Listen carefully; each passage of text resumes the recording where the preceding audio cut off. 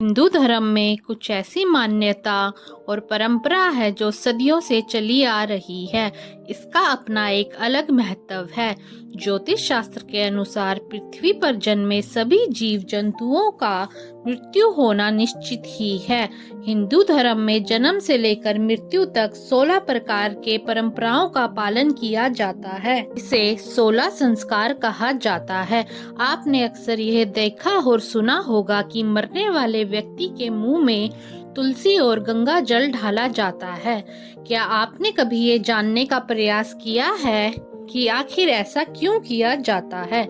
ऐसे में आइए जानते हैं कि हिंदू धर्म में मृत्यु के बाद मुंह में तुलसी और गंगा जल क्यों ढाला जाता है। हिंदू धर्म में गंगा जल का अपना एक अलग महत्व होता है। इसका उपयोग न केवल पूजा पाठ में किया जाता है, बल्कि जब मनुष्य की मृत्यु होती है तो उसके मुंह में गंगा जल का कुछ बूंदें डाल दी जाती हैं, क्योंकि गंगा जल को सबसे शुद्ध चीज माना जाता है। इसलिए पूजा पाठ हो या कोई भी अनुष्ठान, सबसे पहले गंगा जल से पूजन सामग्री और पूजा करने वाले को शुद्ध किया जाता है।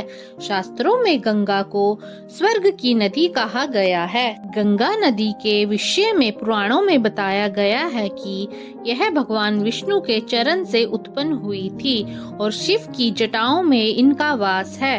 इसलिए मृत्यु के समय मुंह में गंगा जल रखने से शरीर से आत्मा निकलते समय अधिक कष्ट नहीं होता है।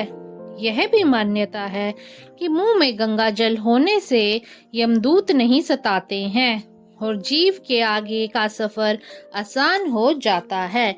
व्यवहारिक रूप से देखा जाता है कि मृत्यु के समय मुंह में जल ढालने का उद्देश्य यह भी है कि शरीर छोड़कर जा रहा व्यक्ति प्यासा ना जाए।